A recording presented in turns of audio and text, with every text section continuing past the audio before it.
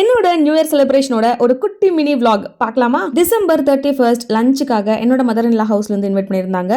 So எவ்வளோ வகையான காய்கறி அப்படின்னு பாருங்க. ஸோ எல்லா டைப் ஆஃப் வெஜிடபிள்ஸ் அண்ட் அதுக்கப்புறம் பார்த்தீங்கன்னா ஒயிட் ரைஸ் வித் இது வந்து கன்னடா லாங்குவேஜில் உப்பு அப்படின்னு சொல்லுவோம்.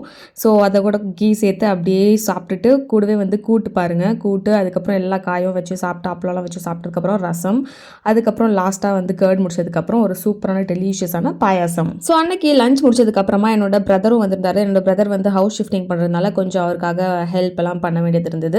ஸோ ஷிஃப்டிங்லாம் கொஞ்சம் முடிச்சுட்டு கொஞ்சம் ஃபர்னிச்சர்ஸ் எல்லாம் வந்து பர்ச்சேஸ் பண்ண போயிருந்தோம். ஸோ அதுவுமே எல்லாமே பர்ச்சேஸ் பண்ணிட்டு எனிவே நெக்ஸ்ட் டே நாங்கள் நியூ இயர்க்கு அண்ட் பர்த்டேக்காக கேக் கட் பண்ண போகிறோம் அப்படிங்கிறதுனால நைட்டு வந்து பார்த்தீங்கன்னா ஒரு குட்டி செலிப்ரேஷன் மதுரையில் கொடுத்த ஸ்வீட்ஸ் ரோல் டீ கேக்ஸ் எல்லாம் இருந்து. ஸோ அதையே கட் பண்ணி குட்டியாக என்ஜாய் பண்ணிட்டோம். அண்ட் ஃபேமிலிஸ் எல்லாமே வந்து வீடியோ கால் பண்ணி எல்லாமே விஷஸ் எல்லாம் ஷேர் பண்ணிட்டு அப்படியே கார் எடுத்துட்டு ஒரு ரைடு வந்து போகணும். பார்த்தா தோசா கார்னர் வந்து ஓப்பனாக இருந்தது. விடுவோமா? நல்லா மொறுன்னு சுட சுட ஒரு பொடி மசாலா தோசை வாங்கி நல்லா வந்து இந்த கோகனட் சட்னியோட டச் பண்ணி அப்படியே சாப்பிட்டா சூப்பராக இருந்தது. அண்ட் ஃபைனலாக சுட சுட ஒரு ஃபில்டர் காஃபி குடிச்சிட்டு ஜாலியாக வீட்டுக்கு வந்துட்டோம். மின்ட்டியும் பிருத்தியும் நல்லா ஜாலியாக என்ஜாய் பண்ணாங்க. Next day morning that is Jan 1 இன்னைக்கு பார்த்தீங்கன்னா ஹவுஸ் வார்மிங் ஃபங்க்ஷன் இருந்தது என்னோட பிரதரோடது. ஸோ போயிட்டு அதை அப்படியே ஃபினிஷ் பண்ணிட்டோம். இன்னைக்கு பார்த்தீங்கன்னா என்னோட மதரோட பர்த்டே.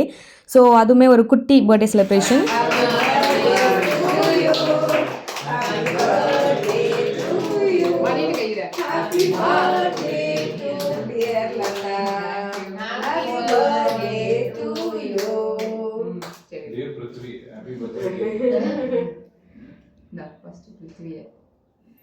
ஸோ குட்டி பர்த்டே செலிப்ரேஷன் முடிச்சதுக்கப்புறமா தம்பி வந்து ட்ரீட் கொடுத்துருந்தாரு. ஸோ நாகார்ஜுனா போயிட்டோம். நாகார்ஜுனாவில் வந்து பார்த்தீங்கன்னா மட்டன் பிரியாணி நல்லா வந்து ரைத்தாவோட வச்சு நல்லா மட்டன் பீசஸ் பார்த்தீங்கன்னா சாஃப்டாக வந்து வெந்திருந்தது.